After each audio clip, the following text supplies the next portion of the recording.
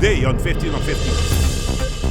Aruba dominated U.S. headlines in April, starting with the dog adoption story. Then the man being lost at sea with a kite surfing instructor also sparked American media's interest.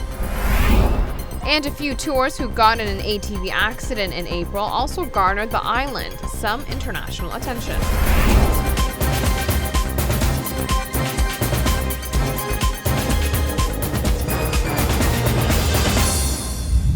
Thanks for joining us. I'm Yentl Lieuw.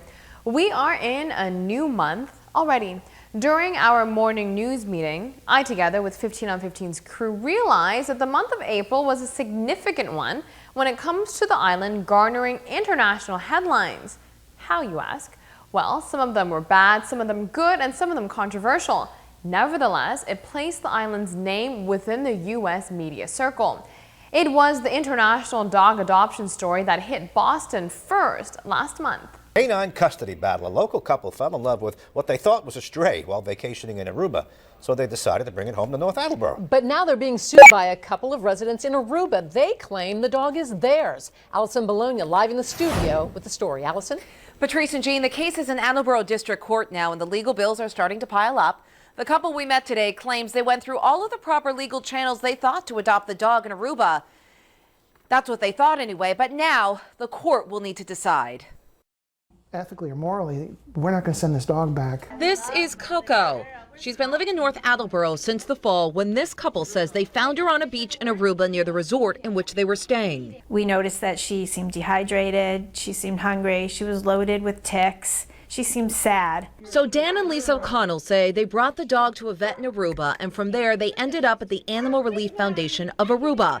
They thought, they say, that everything was taken care of. They got this pet passport to fly the dog back to Massachusetts, but then they received an email from the agency indicating that someone was looking for the dog that they had just adopted. Fast forward then another week and a half, and they've confirmed that the dog this woman is looking for is in fact our Coco. The agency asked the O'Connells to send the woman an email back to assure that the dog was okay.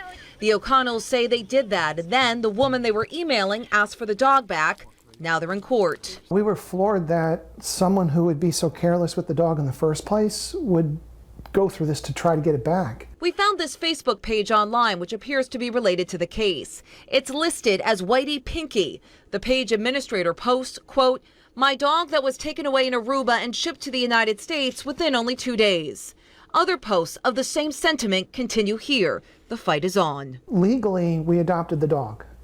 Per every law in Aruba that says we could adopt the dog, we went through all the process, we own the dog. The court will decide.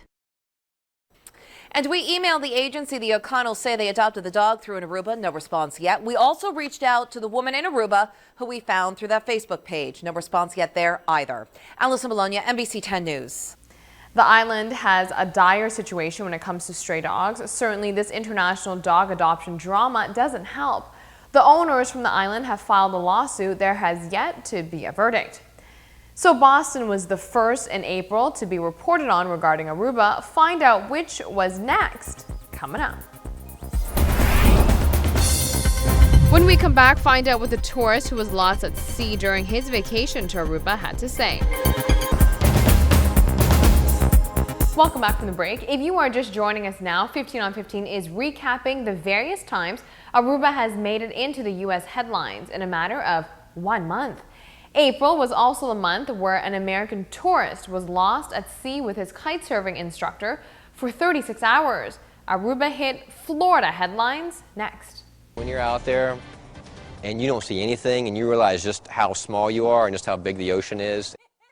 Tonight, a Delray Beach man is back home after what was supposed to be a fun getaway with his girlfriend to Aruba, and it turned into a fight for survival. John Grady was stranded out at sea for 36 hours after taking a kiteboarding lesson.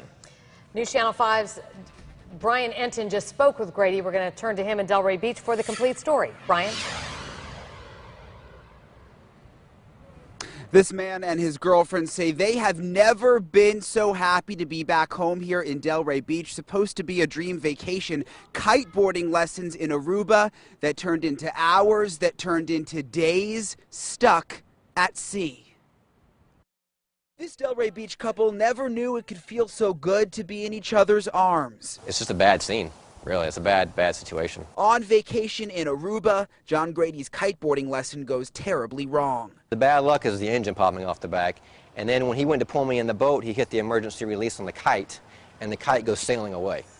The kite was going to be our sail to get back to land. With no engine and no kite, John and the instructor start drifting out to sea. I just look at him and say, like, get the radio. He's like, it's not here.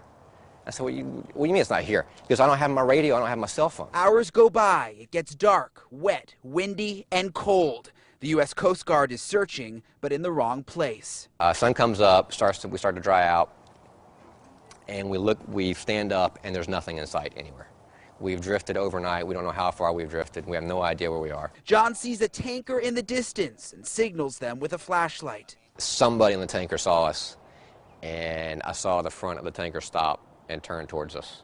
36 hours on the small dinghy in the middle of the ocean. The nightmare is finally over. That was the happiest moment of my life, for sure. He said, they've been found. And I collapsed into her arms, and she collapsed into my arms, and we just started bawling, and it was incredible.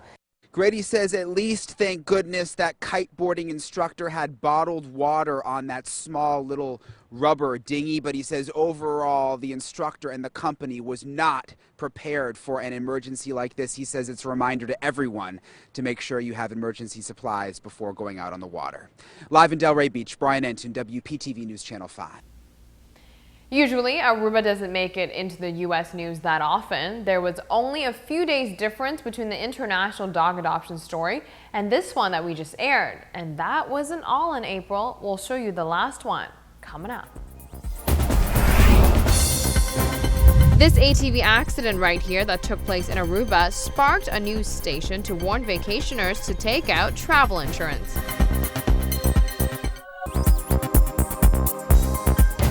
15 on 15 pieced together an observation today, proving that April was indeed a hot topic for us in the U.S.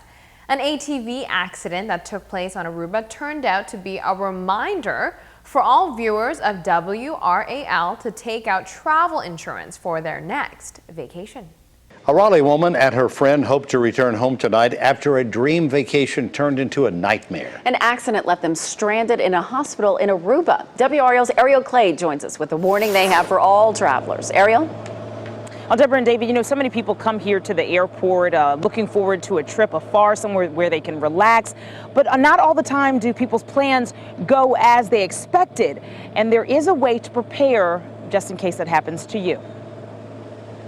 Kenya Dukes and Dina Kennedy spoke to WRAL from a bed in an Aruban hospital. We thought we were coming just for 4 days to lay in the sun, and that's just not what happened. While there to celebrate Kennedy's 35th birthday, the two went on an ATV tour. But in this video the women found online, you can see the frightening results of that excursion. I was thrown off. I hit my hip on the ground and I rolled. Kennedy's pelvis was broken, and then the medical bills started racking up. What we didn't realize is that I can't get on a plane. I can't sit up. Meaning she'd need an air ambulance. The cost, $34,000. Add $22,000 for the hospital bill, and the women found themselves coming up short. We're here on the Aruba side, they won't accept the insurance. It's not uncommon for travelers to find themselves in foreign lands with unexpected medical expenses, travel agent Nicole Bass says. Your medical insurance normally does not cover you when you leave the country. Bass recommends clients traveling internationally should always buy medical insurance. She says expect it to cost 10% of your total trip. And if you're willing to pay what the package costs, really what's another 10%? These two completely agree. Always have travel insurance. Do not leave the country. Don't go to Canada. Don't go anywhere. Don't go to Virgin Islands. Nowhere without travel insurance. And the two women definitely are trying to stay positive there. Bass says that some companies calculate medical travel insurance by using your age and also the cost of your trip. And in the last 15 to 20 minutes, I was able to speak to one of the women. They say it still looks like they will not be able to make it home tonight. They just still cannot get all of the funds that they need. Deborah and David? At least they can laugh a little bit about it now. There you have it, an interesting wrap-up of April 2015 for you. It was evidently an eventful month for such a small island. Thanks so much for watching. Be sure to join us again at 7:15 p.m. tomorrow night.